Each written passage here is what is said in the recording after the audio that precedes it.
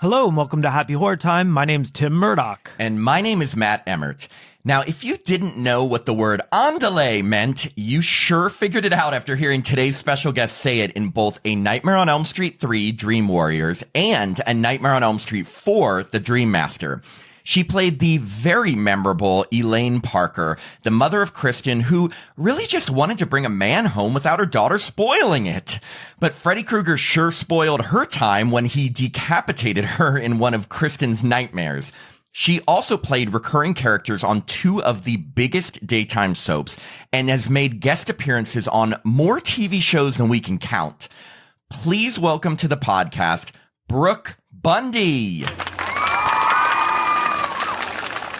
Hi, everybody. That Freddy Krueger is such a pain in the neck. He just spoils your time, you know? So Brooke, we read that you grew up in New York City and were a model before pursuing a career in acting. So how did you first get involved in modeling and how did that lead to acting? That's when models could be short. So I know as I was getting into my modeling career, there was a model that was 5'7", and everyone was going, oh my God, I was 5'3". But what happened was we lived in a brownstone, and on the bottom floor was occupied by a lovely lady of the evening. Who had a lot of lingeries, and I was fascinated by her. The doorbell rang, which was the street entrance, and it was a photographer for Vogue, and he had gotten the wrong address. He wanted next door. He wanted 114, and we were 112. So I answered the door, and I wonder if after I've been saying the story over and over again, I wonder if I was set up because it was very odd, and because she knew a lot of people, being in her line of business. Anyway, so Jerry Plusser asked me if I wanted to come to a studio and be photographed. And I had modeled for my father, who was an artist. So modeling wasn't like something that was, new to me. So I said, sure. So, you think about, you can't do that now. You can't have a 13-year-old girl going to a photographer's studio by herself. But he's such a lovely man. And he took some great pictures. And he sent them to his friend who owned a modeling agency, Bob Taft. And Taft took me immediately, and I just started working. So it was, So it was, I did all the preteen stuff in 17 and all of that stuff. I even was able to model in Paris for a little bit. Wow. So then how did that transition into you then going for acting jobs?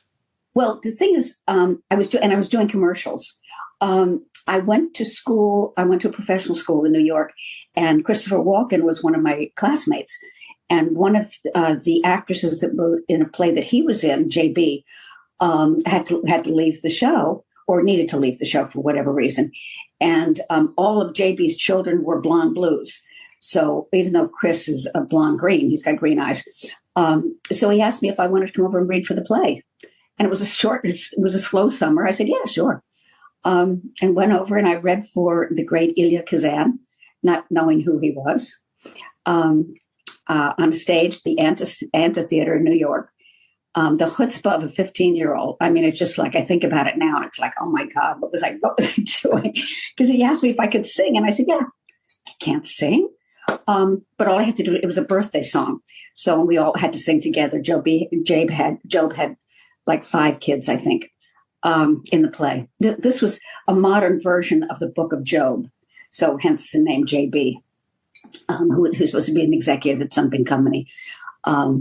Anyway, and his altercations with God and the devil. Amazing play, and won all kinds of Tonys. Anyway, so I was fortunate, and I stayed with the play until it closed in New York. So that was, and now, you have somebody that I was then 15, but I looked about 12. So, and I was a member of SAG and AFTRA and Equity. So you have all of those things lined up, and it's like agents just start coming at you. It's like it's just a package, that this person's going to work, particularly with a Broadway credit. That's awesome. That's how the whole thing started. And to be honest with you, I never wanted to be an actress. I don't have the mind of an actress or the heart of an actress. I have friends that are actors, and they are that person, true and true. I'm not. But I found I could make money doing it, and I just said, okay, I guess I'll hang in here for a while. You're a natural. Yeah, what an amazing like story, an amazing start to everything. That's great, you know? And, Yeah. and we saw that you did Days of Our Lives and General Hospital. I personally love soaps.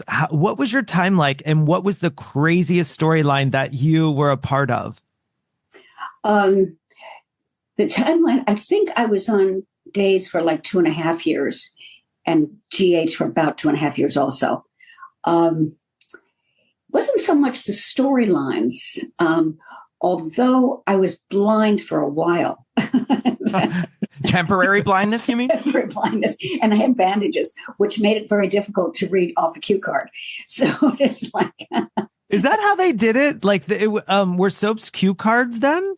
there were cue cards, but you never use them. I was just making a joke. Oh. I mean, you use them when you're doing a phone call.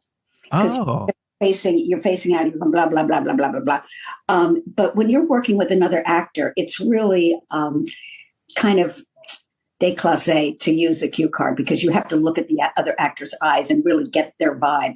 And if you're looking over their shoulder at a cue card, that's not fair. That's not a good scene partner to be. And you were there during the Luke and Laura years, right? Yeah. That's amazing. In fact, I had a big argument with the producer about Luke and Laura. They got together over the fact that he raped her. Yeah, I find that so controversial because, like, he did that and then they became a couple. It's bizarre. No. So I had a big fight with them about that. I said, this is we're sending the wrong message, really the wrong message to thousands and thousands of people that rape is okay, and it will ultimately result in a relationship. That's just not okay at all. So, I'm glad you did that. Yeah. Yeah, I was a pain in the butt. Well, in addition to recurring roles on these soaps, we saw that you guest starred on just tons of different TV shows through the 60s, 70s, 80s, like just to name a few: Bonanza, Lassie, The Mod Squad, The Brady Bunch, Chips, Star Trek: The Next Generation. So of all these television appearances, which stand out the most for you or you're the most proud of? There was a show, I think it was only one season. It was called Judd for the Defense.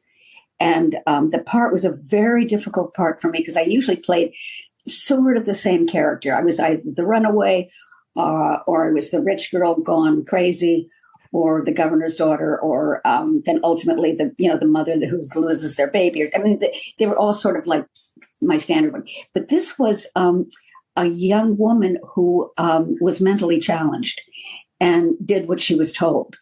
And her boyfriend said, just kill me. Okay. so I killed him. So then the whole thing went to trial. And they had to prove that I was incapable of really understanding what was being told to me. Oh, wow. I want to see that episode. Wait, now how did you kill him? I have to know. I think I stabbed him, but I could be wrong. That's the way I would do it. Yeah. If someone asked him to kill him, like, what time? Stabbing. I'm kidding. Wow, no, that I can imagine that really standing out among and also that must have been a challenging role too, Yeah, what I would do to prepare for it, I'd go to the park, go to playgrounds and watch kids interact because she was very childlike. So I did a lot of that and a lot of, research and stuff. But it was a challenging part and it was a lot of fun to do because it really wasn't my usual stuff. And I had no makeup on. I pulled my hair back. I looked like hell. And you had to commit murder. So Yeah, right. And growing up, were you a fan of horror films? Were they ever on your radar? No, there was one, I can never remember the name of it. It's about a preacher, and he has love and hate written on his knuckles. Oh, and he's chasing two children. Remember that one? Yes. I want to say it's the guy that was in Cape Fear, but I can't remember his name. Gregory Peck? Not the other one. Robert De Niro. No, the old Cape Fear. Mitchum. Yes. Mitchum. Oh, yes. Okay.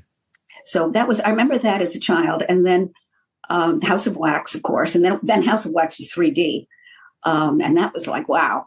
But I really, when they really got into the slasher stuff, I just went, this is not my genre.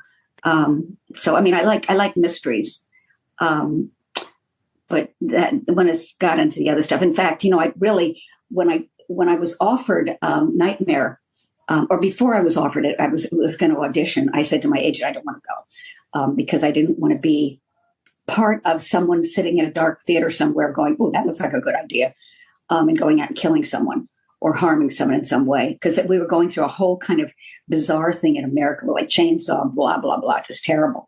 So my agent, bless her heart, talked me into it. And it was really one of the best experiences I've ever had and continue to have at conventions. My dear friend with Robert and Lisa and Toy and Brooke and Tuesday and Andras and all of them. They're just such wonderful people. I'm always so happy when I see them. That's so nice to hear because, as obviously horror fans ourselves, I kind of look at it as I feel like the people that watch these movies, they can understand that it's just on the screen. You know what I mean? And if obviously I can't speak for everyone, but, horror fans at conventions usually are some of like the sweetest, most, loyal people. So not the ones that would actually commit these types of crimes.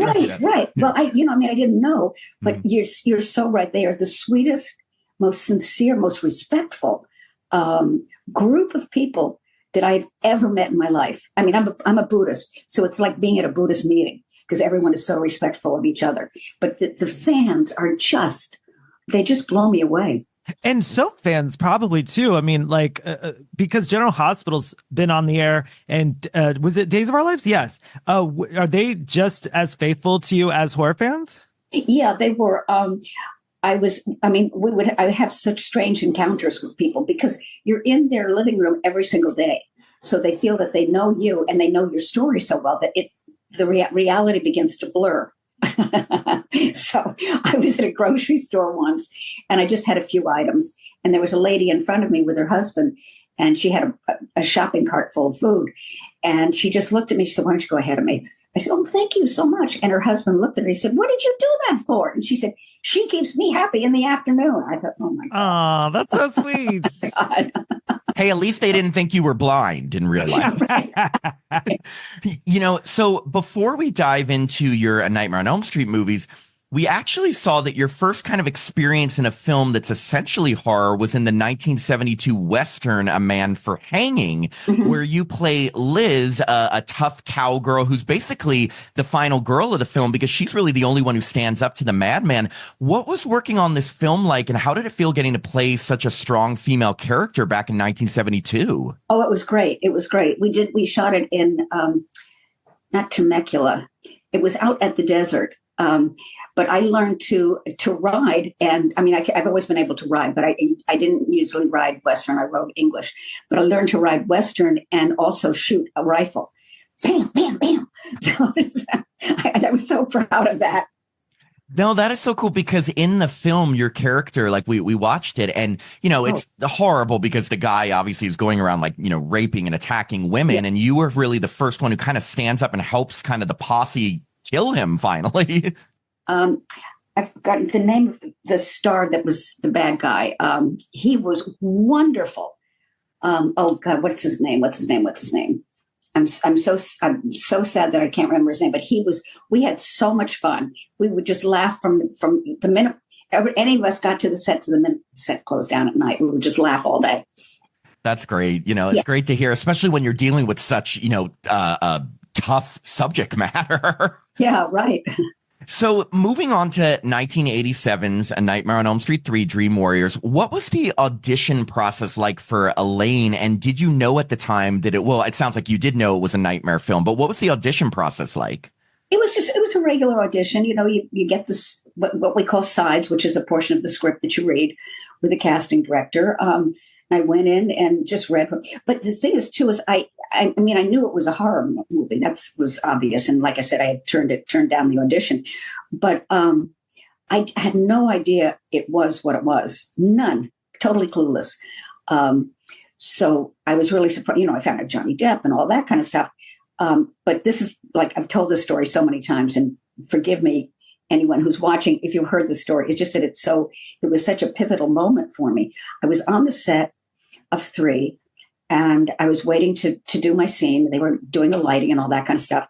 And I noticed in the corner, the wardrobe person and the director and the producer were all in a very animated conversation. I thought, I wonder what that's about. I mean, really animated, like hands flying and stuff like that. So it turns out that someone had broken into the studio the night before and stole Freddy's sweater. And I thought, somebody is risking jail time because that's a felony. Breaking into a studio is a big deal. To steal a sweater that is pretty butt ugly. It's like, and they have a bunch of other sweaters. It's not like that was the only one. But I kind of like sat in my chair and I went, oh, wait, I think that this is important. I think I've stumbled onto something that's really important. So that was the beginning of really beginning to understand this. And then I didn't see 3 and 4 for quite a while after they were released, and saw 4. Yeah, saw 4, and I was so blown away by Lisa Wilcox. I sat there. I mean, I knew she was a good actress, but I thought, wow, this is Wonder Woman. This is way before the other Wonder Woman came along. This is really Wonder Woman. I mean, she had that incredible arc. And working with Tuesday and and Toy Newkirk, her mom was my best friend. Her mom has since passed, so I knew the family. So it was really our deep connections with all of us actors. It was really interesting. The more I dug, the more I realized we had in common. And had you seen the original Nightmare on Elm Street or the sequel, Freddy's Revenge? No. Have you still not seen them? No. Yeah, we didn't know. We always ask people when they get cast in a sequel if they kind of go back, and it's 50-50. Some do for research. Some people are just like, no, just put me in the movie. Yeah, exactly. It's that's the thing. And I know people have asked me about, what was it like to do Star Trek and you wear that uniform and blah, blah, blah. And it's like, it's a job. It was just, I mean, that's what I considered it, just a job. I mean, it was a very good job. And I was really very fortunate to get it. But it's all the acting things were just jobs. Yeah, no. We get that answer a lot. When you first read the script for part 3, what were your thoughts on Elaine's style of parenting? Because I feel like the parents are always so unsupportive of their kids in these movies. I just think I changed her more in 4. I began to get more of a grip on her when I got decapitated, and I was saying, every time I bring home a man, you ruin it, Kristen. So I think by the time I got 4, it was like I made her more bitchy. I love bitchy. Yeah, it's so funny. You have so many great one-liners, and we got to ask, because Elaine is known as one of the parents who was part of that Elm Street mob who killed Freddy. Knowing the character of Elaine, do you think she was one of the group leaders or more of a follower? Well, that's such a good question. I think she was a follower until it happened, and then I think she was probably in the front line, kind of like no taxation without representation kind of thing. I think she was out there, but doing it more for herself than for her daughter, because I don't think the relationship with her daughter was particularly warm and fuzzy. Yeah. And speaking of your daughter, it was played by a very young Patricia Arquette in part 3. What was it like working with her? She is a consummate professional. She's got a great sense of humor and was just very, very present when we did our scenes. It was sort of a little bit to herself, but I think it's a difficult role, and she was, preparing for really getting that whole thing together, because it's a strange role. The role of Kristen. So, and I don't know if she's a method actress or not, but she's such a wonderful actress. So it was a pleasure working with her. One of our favorite things about your character is that she says ándale every time she wants her daughter to hurry up. She does this obviously in part 3 and part 4. Now, was ándale actually in the script, or was it something you improvised? No, it was in the script. So I don't think I say it in 3. I think it was only 4. Oh, no, you say you do have it at one time in 3, but it's not as pronounced in 3. Okay. Yeah. Because I signed somebody's poster in 3, and they asked me to write down ándale, and I did. And I looked at them. I said, "Did I say it in 3?" And he said, "Oh, I don't know." So now I feel vindicated. I feel okay. Did you ever think that your character would become so closely associated with this one word? No, but I think, that's the genius of Wes Craven, is all of us had our iconic lines. So it's really interesting. Yes, and that was one of mine, and it's a great line. And the funny thing is that where I used to live on a street called Martel in Hollywood, just off of Melrose, and I was walking my dogs one day and went like 2 or 3 blocks over, a little further away than I usually do, and I was walking down the street and I looked at this house on Genesee and I went, "Wow, that house looks familiar. Why does that house look so?" Went, "Oh, that's the house." That was the house they used. It was like blocks from my own home. Yeah, I've walked past it many times walking dogs. I love walking, and I don't know if the owner currently keeps the red door, but the owner prior definitely kept it Nightmare on Elm Street looking. Really? Yeah, it's amazing. Yeah, we love visiting that. And well, speaking of Wes Craven, so even though he didn't direct part 3, like you were saying, he did help come up with the story and was one of the writers of the screenplay. Did Wes ever show up on set while filming? Yeah, he was there. Now, I can't say a lot because I don't remember it that well, but I know he was there. He and Robert were very close. So I think he would just stop by and just see how things were going and, and give everybody a high five sign. No, that's great. But just the fact that he stayed involved as like the franchise creator. And speaking of other returning Nightmare on Elm Street stars, Heather Langenkamp reprised the role of Nancy in part 3. And you happen to have a great scene with her where she's trying to find out more about Kristen's nightmares. What was it like working with Heather? Did she seem excited to be back in the franchise? I don't know. But it was great working with her. And every time I see her, she just makes me smile. She's just has such a wonderful personality and such a gentle nature, and just so humble. I mean, humble. Like she wrote the book. Just a lovely, lovely woman. It sounds like you've met some of the other cast members, but did you get to spend much time with the other people on set? Because it sounds your scenes were very like with Heather. Like, did you get to spend time with anyone else? I spent a little time with Andras. And then I became Andras's agent when I became an agent. So I spent some time with Andras, with Tuesday, of course, and we had scenes together. Not as many as either of us would have liked, but I did spend time with Tuesday.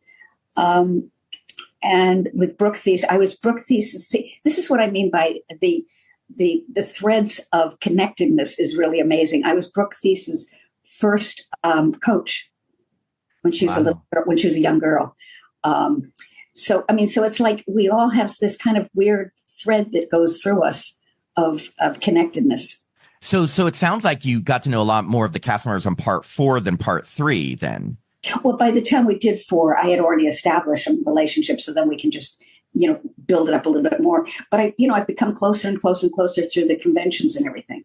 So, those are, like I said before, I just love them. They're so much fun. That's so cool. I know that's what we love. Like we hear from so many people that we interview that the conventions are just such a chance to reconnect with these former co-stars and get to know them more than they ever did while making the movie. Yeah. I love that you were an agent and an acting coach. Mm-hmm. Wow, that's great. And I do, just to stop everything we're doing, do you have a trick to learn lines, especially on a soap opera? Is there like a little trick that you could give someone who has trouble learning lines? It's I think what happens with soaps, first of all, it's not quite what you think it is in terms of learning scripts. The first time you say it, it's like, oh my God, did you hear about the accident that happened? Oh my God, everyone was killed. Blah, blah, blah. It's really terrible. Blood and gore all over the place. So then you tell that to George. And then the next day you tell Sophie, oh my God, did you hear about the accident? Blah, blah, blah, blood and gore all over the place. Then on Wednesday you tell Maria, oh my God, did you hear that? So you're repeating the line or a variation on it. So by the time the whole sequence is over, you're pretty down with those lines. In the beginning, though, you really have to be very strict with yourself. I mean, there is no screwing around. You leave work and you go home and you learn the lines. So what I did, and this is what works for me, but I think all of our brains are wired differently. But what works for me is if I can write it. So I would write down all my lines. And then I would put my hand over my lines and I would say them. And if I messed up, I'd look at it and I'd rewrite it. So that's the way I would learn my lines. And like I said, it worked. Now some people need to hear it. So it means nothing to me. If you can tell me my lines over and over and over again, and they just go in one ear out the other. I can look at them still doesn't mean anything, but actually physically writing them. In fact, yesterday I had to take an exam, and I just wrote down all the answers as I was practicing for the exam. That's good advice. Thank you. And that makes so much sense because even, when you're writing something, it's coming from your brain out onto it. So that totally makes sense that then it feels like it's becoming more ingrained in your mind because you're writing it out versus just reading something that can go in your mind and out. Right. That makes a lot of sense. And I think the physicality of writing too, writing, brain, eyes, I think that all becomes a connection. So it's really, and then also, I mean, when something is very well written, this is how you can always tell if it's easy to memorize. It's well written because there's an actual thread that goes through it. And once you connect as an actor onto that thread and go, oh, this is how her logic is, then the lines come. And then also you play off of the other character. The other character says, did you see the accident? Oh my God, yes, I saw it. So, you trigger each other. And that's one of the joys of acting is, that. And then sometimes when you go up on a line, if you're working with someone who really knows what they're doing, they will save your butt. Mm-hmm. They will say, what did you mean by that? Did you mean about the accident? Oh, yes. Tell me about that accident.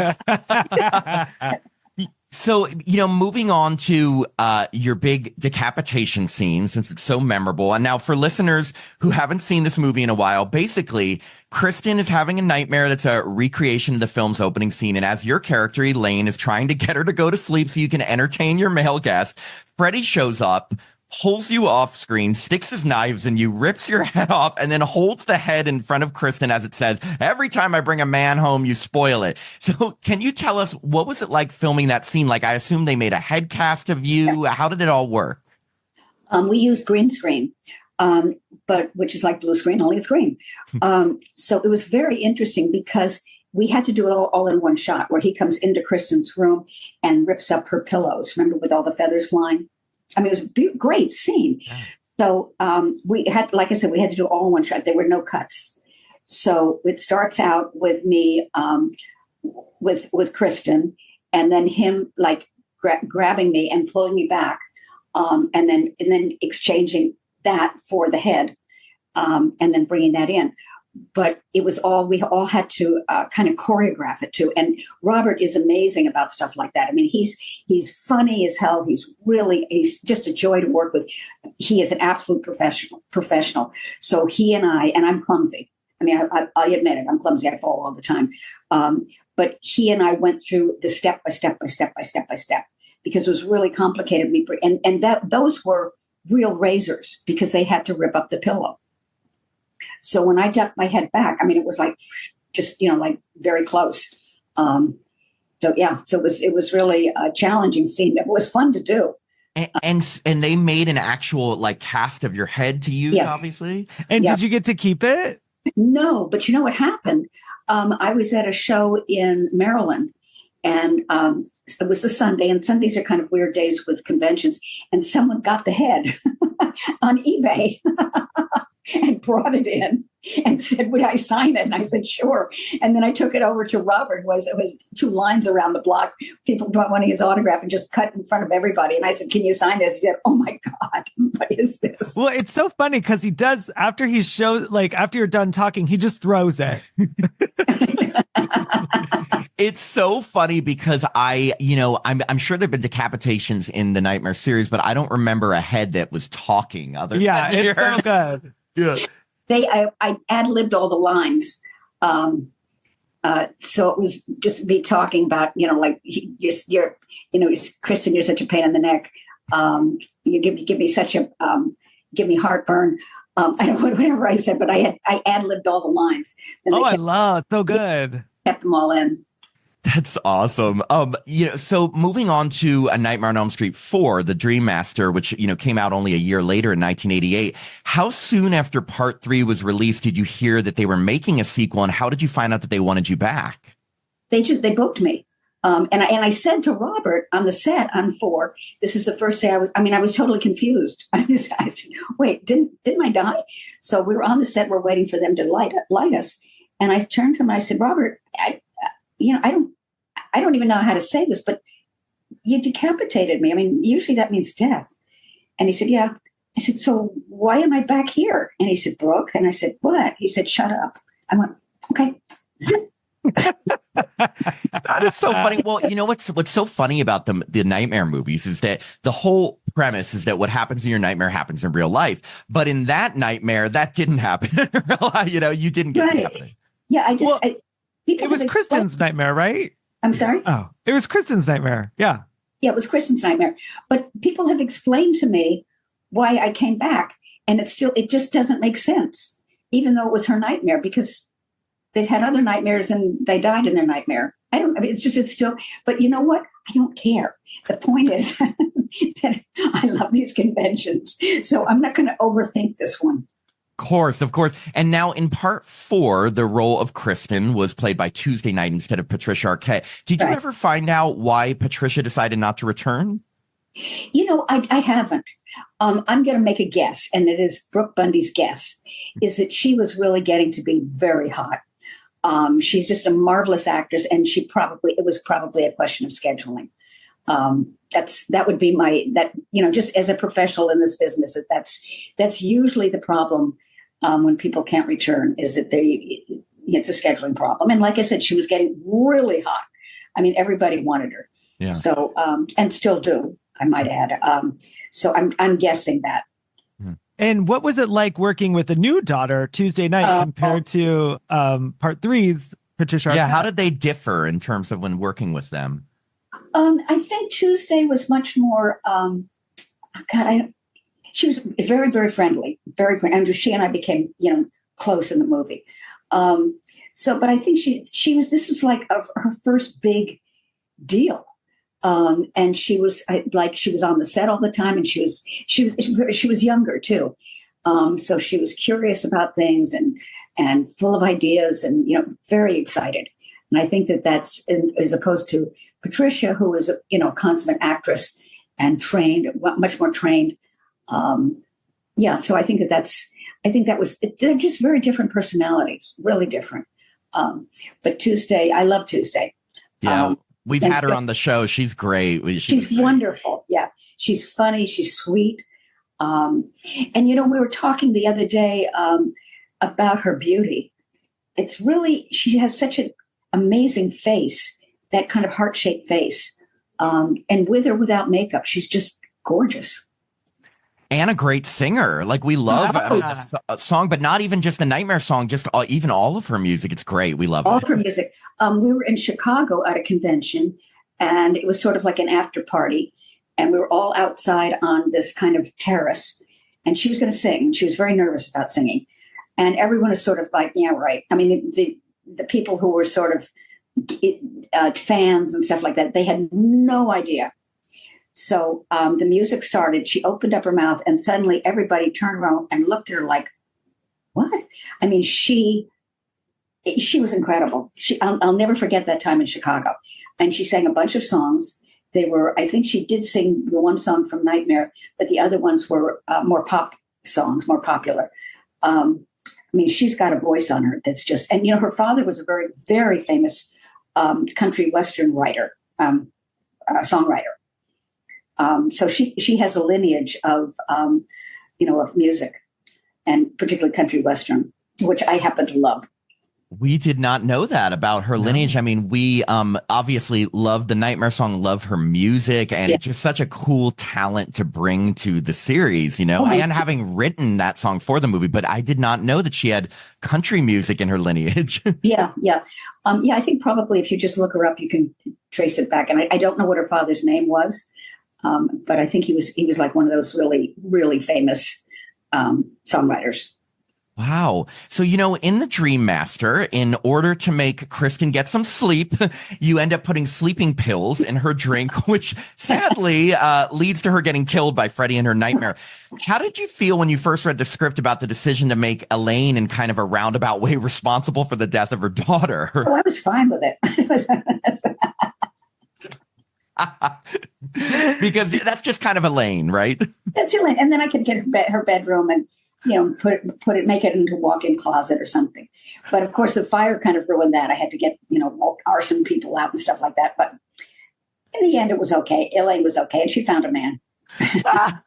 Did you when they were doing those the fire scene when she finds Kristen like burning up? Were those like real flames? And like how close were you to them? You know something? I'm ashamed to say this. I cannot remember. I am guessing. I think they were closer to the camera, and I was in the background, so it looks like I was more involved in it. I think, but for some reason, I'm not. I don't have much of a recollection of that particular scene. Was the house in Hancock Park?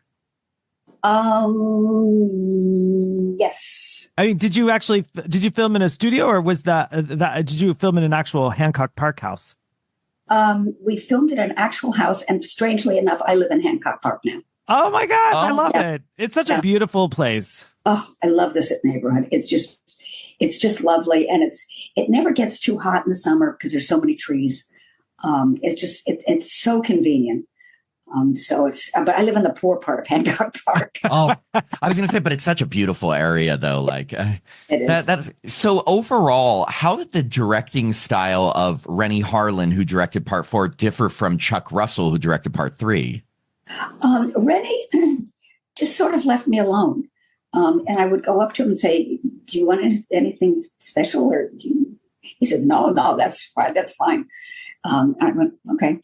So I just kind of did my own thing. With Chuck, because I was new to the genre, he had to like fill me in on a few things. So, and I think he was more hands-on with me. So because he knew that I was kind of a novice to that way of movie making. But Rennie sort of left me alone. I think he was more involved with the kids. And I say kids, and they weren't kids, but you know what I mean. He did all sorts of wonderful things with them. He had barbecues, so they would all get together and they would all begin to have the kind of camaraderie. So I guess they didn't want me to be part of the camaraderie. I was never invited to the barbecues. Thank you. Oh no way! Maybe I wasn't. I didn't go. That's funny.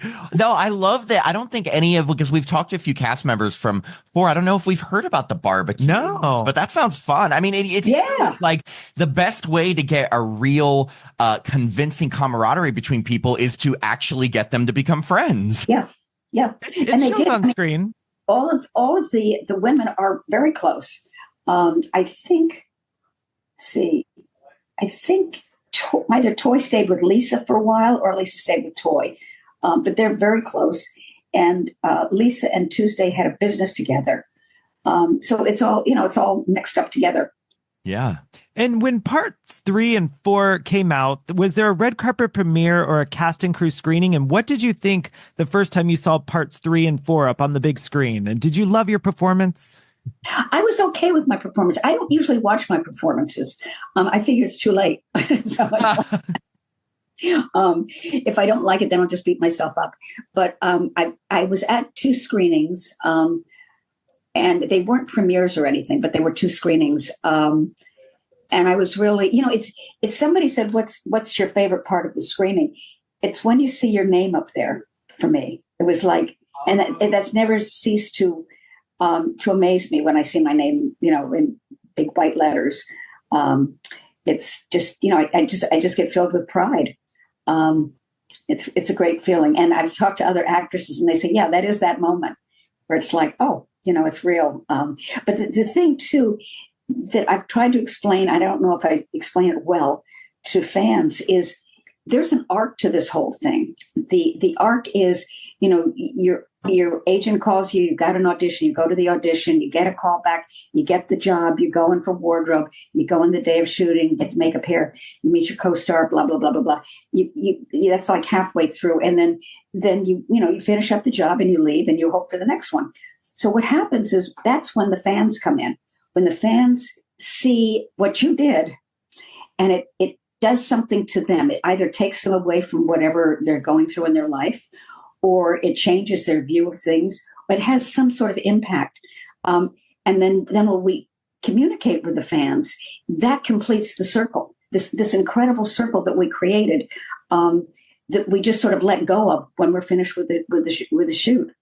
It's like it's over, and then, like I say, on to the next. But when you meet the fan that says, "I just love such and such a part," or the fan that says, I used to watch this with my grandmother, and she's since passed, but it really brings back warm memories for me. I mean, I love those. I kind of wonder about the grandmother.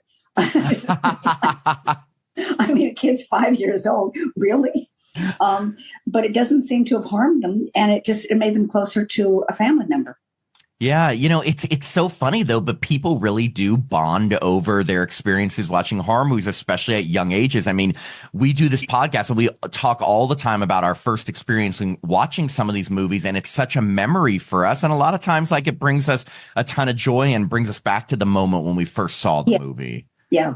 I was thinking about with Wicked out, and I was thinking about my reaction when I saw the original and the flying monkeys, and me just trembling or hiding under the seat in the theater, crying. And my mother thought it was funny. And then she saw how upset I was and was just held me. And I was crying and crying. And I said, do the monkeys come back? Do the monkeys come back? She said, no, I think they're gone. I think they're gone. But that was, and a friend of mine took her grandson, who's 6, to see Wicked. And I thought, God, I hope those monkeys aren't in it, because they were scary.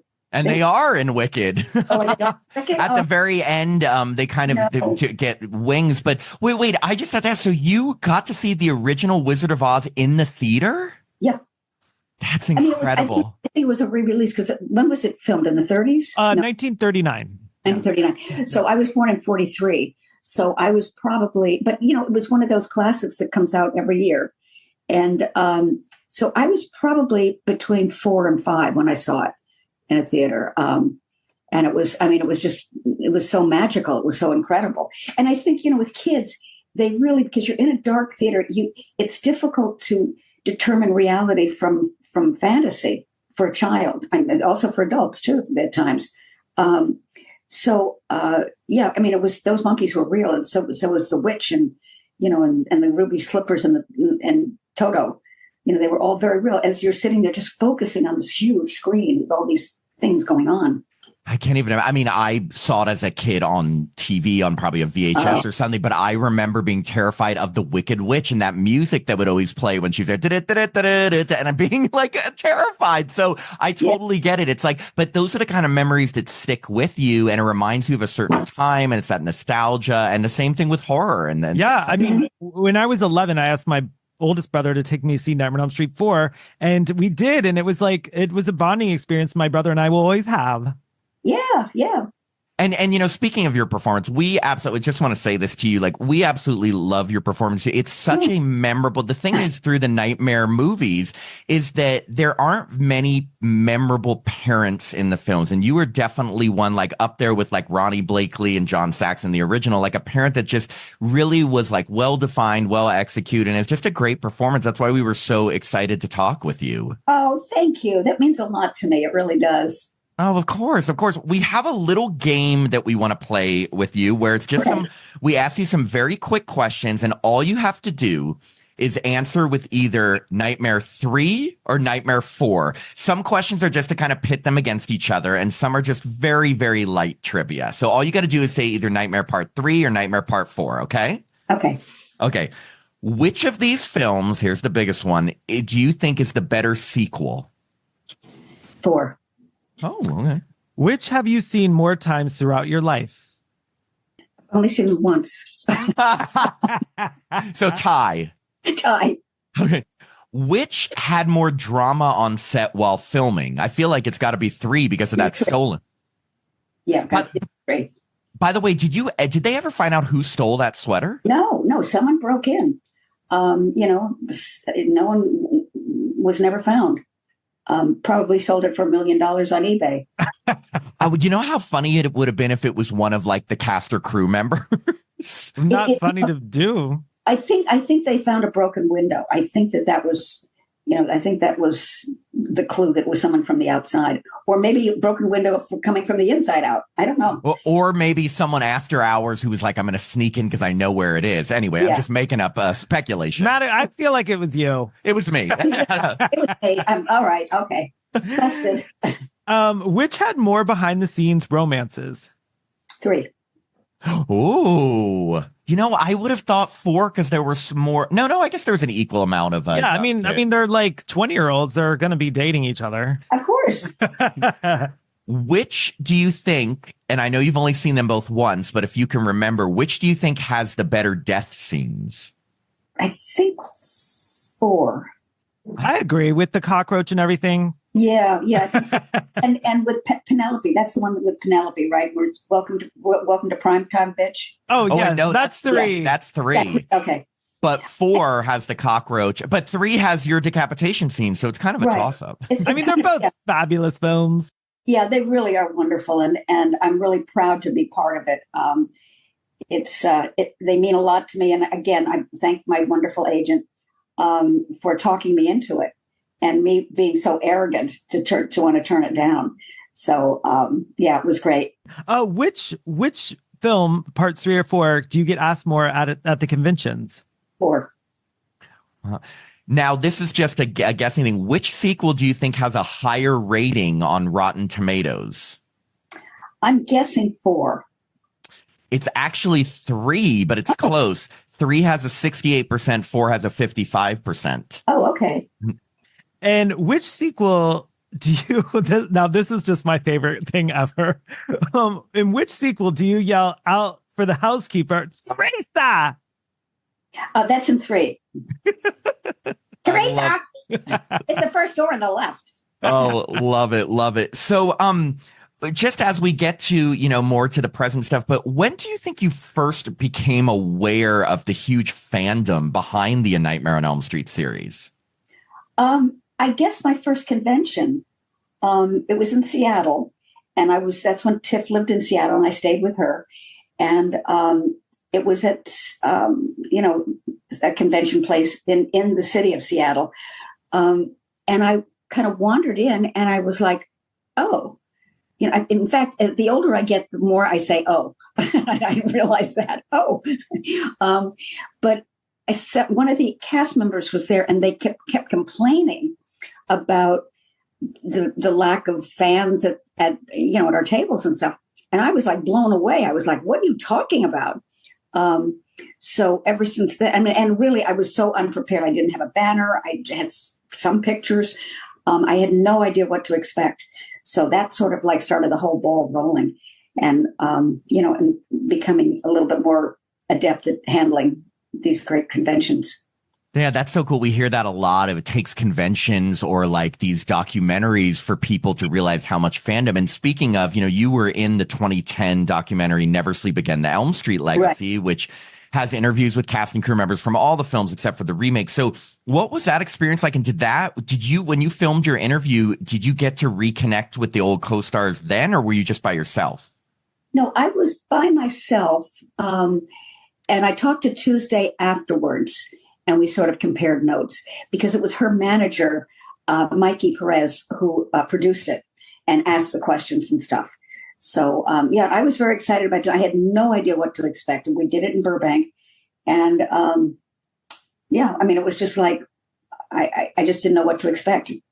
Yeah, and it's such a great documentary. It's just like any fan of that series, you can just learn so much and just see everyone from the movies. It's just so amazing. And it really shows you how many different people this series has touched, from cast and crew members. It's just, it's crazy, but it's so great. And it's so great to see people coming back and talking about it, Yeah. And when you're at conventions, what's the number one question people ask you? They ask me about the decapitation, and then they ask me to replicate as I'm banging on the Mercedes-Benz, Kristen, get away from that goddamn house. ándale. So they asked me to do that. And then we usually have a Q&A, which is always very interesting. I love Q&As. And it's all of us on stage, and the audience asks us questions, and the moderator asks us questions. Our favorite TV show, our favorite this, our favorite that. How did you get started? All of the kind of normal questions. Every now and then you get something really unusual, but they usually, I think what happens too is that I think a lot of fans get intimidated, and it's my job to really help them to relax and to just talk. That's my task. But I think what happens is, the film is so iconic, and when they come to our table and we're all lined up, it's like it's a lot to take in. I've tried to put myself in other people's shoes. How would I feel seeing a whole line of people from something that I just adore? I'd be like intimidated, and kind of like, afraid to talk and stuff like that. So it's our job as actors in the piece to be able to relax people and have a conversation. Well, I can tell you have relaxed us. Like, Yeah. very easy to talk with, just very calming, just a great. I can imagine how much you put people at ease at these conventions. We can see it right now, Oh, thank you. Yeah. I mean, I just love them. I really do. Oh, I was going to say an overall personal question about why, in your opinion, do you think the Nightmare on Elm Street franchise has become so successful and still has such a loyal fan base 40 years later? I think it's Freddy. Freddy, I think, was the first slasher to have a sense of humor. I mean, he's very funny. And I think that gives him a whole other dimension to his character. He says to me, "Where's the bourbon, bitch?" So it's like, I think that's, and that's the way kids talk. So I think it's, they can identify with some of his slang. And he's like one of them, even though he's not, but they can identify with that side of him. I think. Now I could be. And I think a lot of people are getting away from CGI. It's enough already. And it's the fact that we did this, kind of live. We had the head, we had like different things, and then of course cockroaches and stuff like that. But it wasn't CGI. This was the real deal stuff. And I think people, purists, really respect that. No, that's a great answer. I think that there's a ton of truth in it. There are not many wisecracking slasher killers. Right, you can get you can get the horror and the comedy all together. Yeah. And it takes the edge, and even the killings are comedic when you think about it. Yeah, definitely. So we recently had your daughter on the show, Tiffany Helm of Friday the 13th Part 5, A New Beginning. And she is the one that she told us that you and her are appearing together for the first time in an upcoming horror movie called Catnip. So what can you tell us about this film and your role in it? Oh, Catnip it's incredible. I had seen a short that the director did, and I was so taken back by it. It was so good. I was like, oh my God. And then I was offered this part. This is the part of Alice. Alice is a married woman of 40 years and still madly in love with her husband. And they're enjoying all the old Christmas movies. It takes place on Christmas Eve. And we're sitting in front of a television with an antenna, so you have an idea of where we're coming from. I'm looking for really tacky Christmas earrings, like big Christmas trees to wear. So I'm not going to tell you what happens to Alice and her hubby, but Alice also has a little bit of a drinking problem.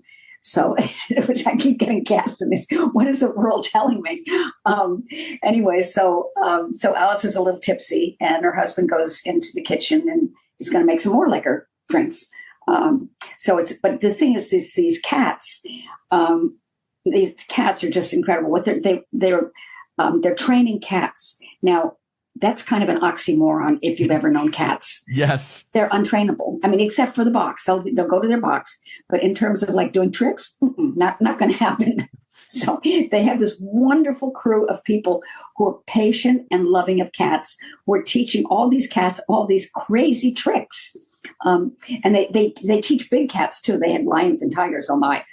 They're teaching them, not for this movie, but it's part of their what they do.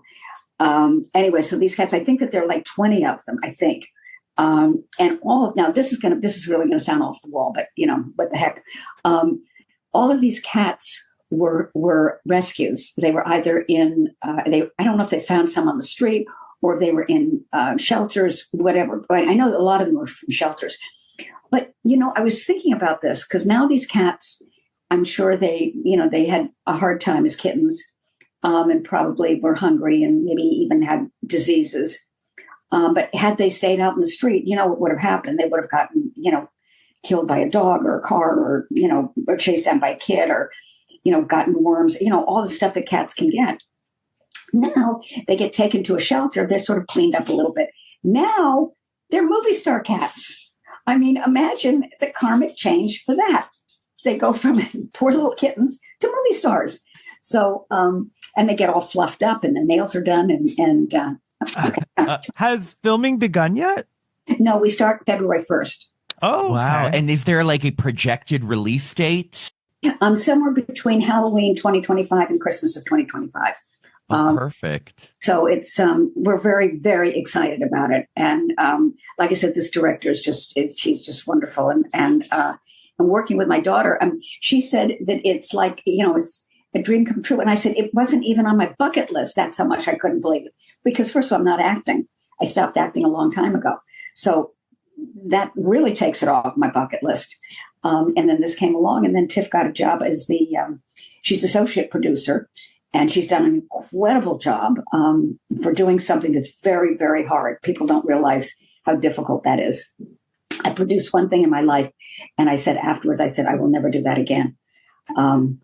But she's done a great job, and she's playing the role of a deputy, a dispatcher deputy, I don't know, whatever they call them, who takes a 911 call.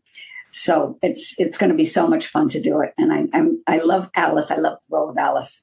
But these cats are they're incredible. And it's a comedy too. There's a lot of funny stuff in it. That is great. We can't wait for that. Now, 2 quick questions on Catnip. One, do you get to have any scenes with Tiffany, with your daughter? No. Oh. And then secondly, is there any way to work in ándale into your character? I don't know. I'll ask the director. But I don't think there might be one place where I could put it in. I'll have to have a chat with him. Thank you for that idea. That's a great idea and hilarious. Well, first off, horror fans are going to go nuts just at the fact of you and your daughter, 2 people from horror movies, being together in a movie. And I think one thing as horror fans, like anytime there's like those little Easter eggs to other movies, we just love it. You know? Yeah. And did you go to the premiere of Friday 13th Part 5, A New Beginning? No. Have you seen it? No. Oh no. That's so funny. Oh, well, again, it's like so many people that have been in horror movies, horror isn't their kind of choice of genres. Right. Yeah. Well, we have sorry, go on. No, it's such a great, use the word genre. It's such a great genre.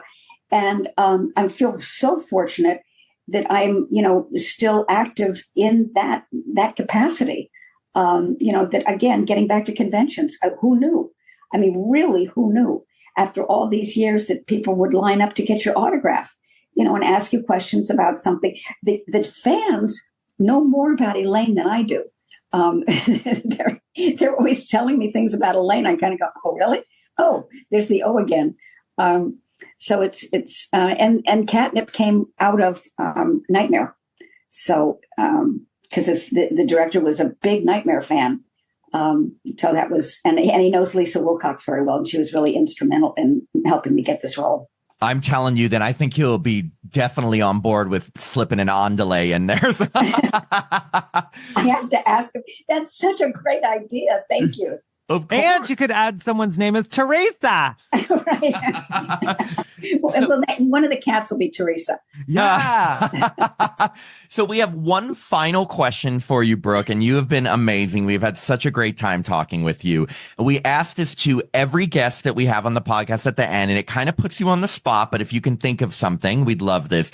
What is one thing, just one thing that you can tell us about your experience working on either A Nightmare on Elm Street 3, Dream Warriors, or A Nightmare on Elm Street 4, The Dream Master, that you've never told any other interviewer, publication, convention, Q&A, or podcaster? It can be a small detail. It can be a big, juicy thing, whatever you want, but as long as just one thing about your experience working on either of them that you've never told any other convention or podcaster.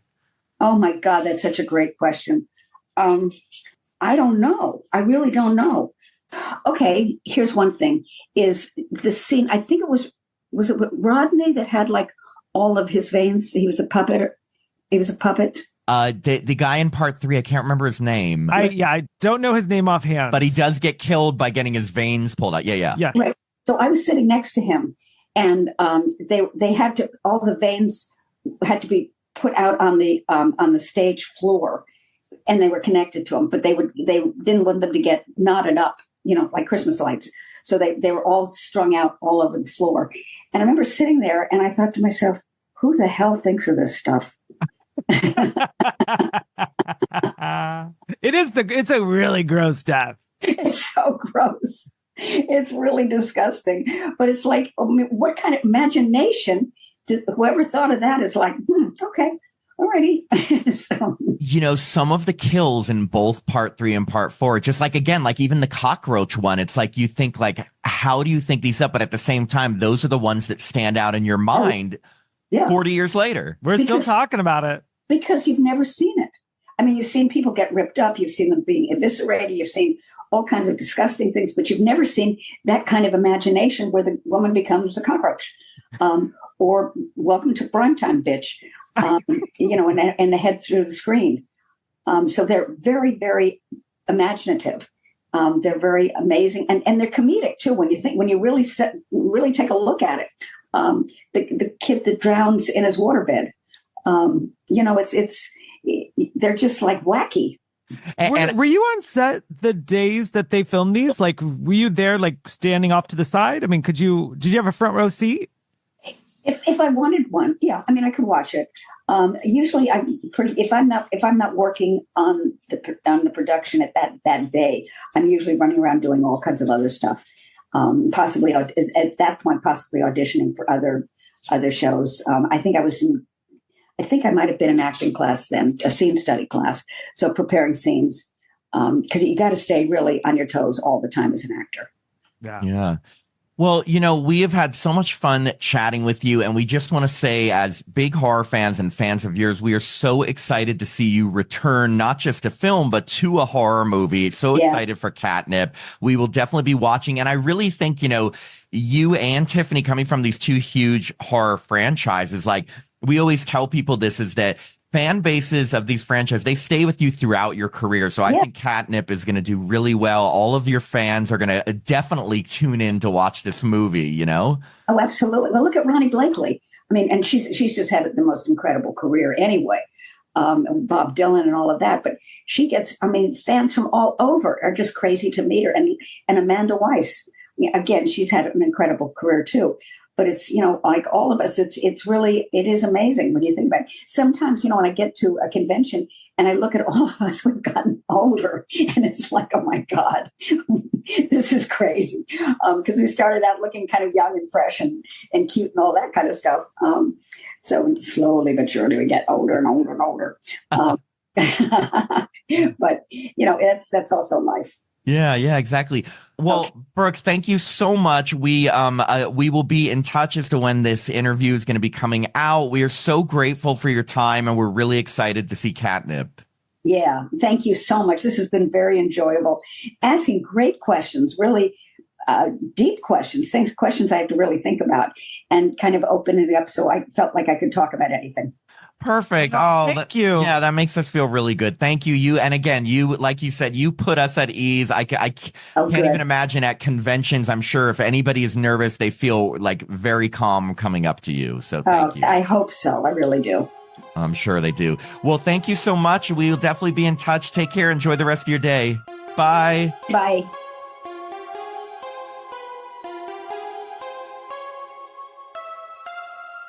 Thanks for listening to another episode of Happy Horror Time. If you'd like to support the podcast, please sign up to be a patron at www.patreon.com/happyhorrortime. As a patron, you get access to all our bonus content, which now includes 2 new bonus episodes every month, a monthly after show mini episode, access to our Discord community so you can chat with us directly, and the chance to review a film with us in one of our bonus episodes. Patrons also get all our regular episodes ad-free and a day early, our monthly newsletter, the chance to vote in polls, and autographed Happy Horror Time stickers. I'm Matt Emmert. And I'm Tim Murdoch. And we hope you have a happy horror time.